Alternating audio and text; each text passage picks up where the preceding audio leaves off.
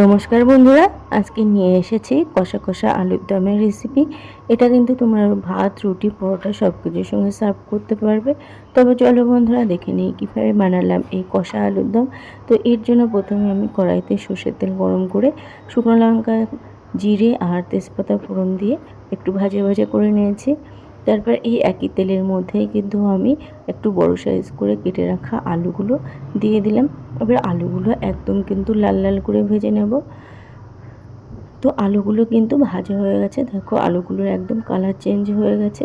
এরপর এর মধ্যে আমি দিয়ে দিলাম টমেটো, আদা বাটা, দিয়ে দিলাম 1 চামচ জিরের গুঁড়ো, 1 চামচ ধনে গুঁড়ো, 1 চামচ শুকনো লঙ্কার গুঁড়ো। আমি এখানে কাশ্মীরি রেড চিলিটা ব্যবহার করেছি কালার আর ঝালের জন্য।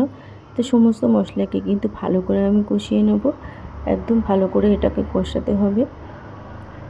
তারপরে এর মধ্যে আমি দিয়ে দিলাম পরিমাণ মতন গরম জল।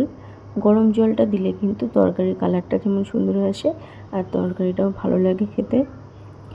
তারপরে এর মধ্যে দিয়ে দেবো স্বাদ মতন লবণ আর হলুদ গুঁড়ো।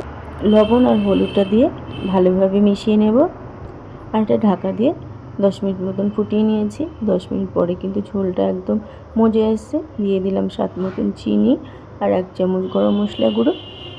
ভালো করে মিক্স করে নিলেই রেডি কষা আলুর দম। আজ এই পর্যন্তই, আবারও হাজির হব অন্য কোনো রেসিপির সাথে।